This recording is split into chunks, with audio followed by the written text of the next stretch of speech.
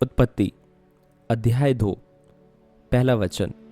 यो आकाश और पृथ्वी और उनकी सारी सेना का बनाना समाप्त हो गया, और परमेश्वर ने अपना काम जिसे वह करता था 7वें दिन समाप्त किया, और उसने अपने किए हुए सारे काम से 7वें दिन विश्राम किया।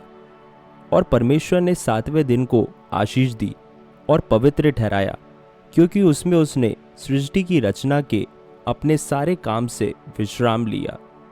मनुष्य की उत्पत्ति। आकाश और पृथ्वी की उत्पत्ति का वृतांत यह है कि जब वे उत्पन्न हुए, अर्थात जिस दिन यहोवा परमेश्वर ने पृथ्वी और आकाश को बनाया, तब मैदान का कोई पौधा भूमि पर ना था, और ना मैदान का कोई छोटा पेड़ उगा था, क्योंकि यहोवा परमेश्वर ने पृथ्वी पर जल नहीं बरसाया था, और भूमि पर खेती करने के लिए मनुष्य भी नहीं था। तो भी कोहरा पृथ्वी से उठता था, जिससे सारी भूमि सींची जाती थी।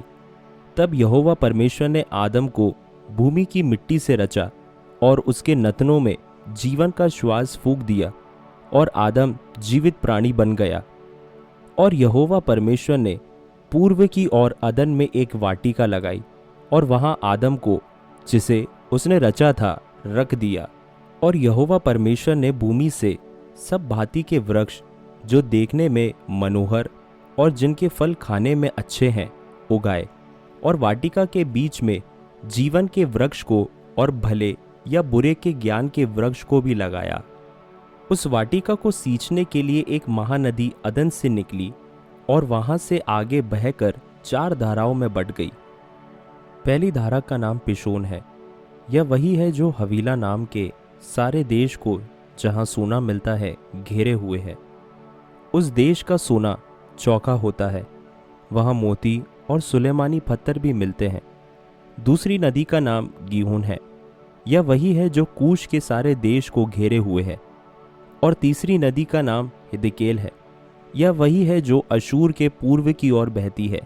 और चौथी नदी का नाम फरात है। तब यहोवा परमेश्वर ने आदम को लेकर अदन की वाटिका में रख दिया कि वह उसमें काम करे और उसकी रक्षा करे। और यहोवा परमेश्वर ने आदम को यह आज्ञा दी, तू वाटिका के सब वृक्षों का फल बिना खटके खा सकता है, पर भले या बुरे के ज्ञान का जो वृक्ष है, उसका फल तू कभी ना खाना, क्योंकि जिस दिन तू उसका फल खाएगा, उस दिन अवश्य मर जाएगा। फिर यहोवा परमेश्वर ने कहा, आदम का अकेला रहना अच्छा नहीं, मैं उसके लिए एक ऐसा सहायक बनाऊंगा जो उससे मेल खाए। और यहोवा परमेश्वर भूमि में से सब जाति के बनेल पशुओं और आकाश के सब भांति के पक्षियों को रचकर आदम के पास ले आया कि देखे वह उनका क्या क्या नाम रखता है। और जिस जिस जीवित प्राणी का जो जो नाम आदम ने रखा, वही उसका नाम हो गया। अतः आदम ने सब जाति के घरेलू पशुओं और आकाश के पक्षियों और सब जाति के बनेल पशुओं के नाम रखे, परंतु आदम के लिए कोई ऐसा सहायक ना मिला जो उससे मेल खा सके।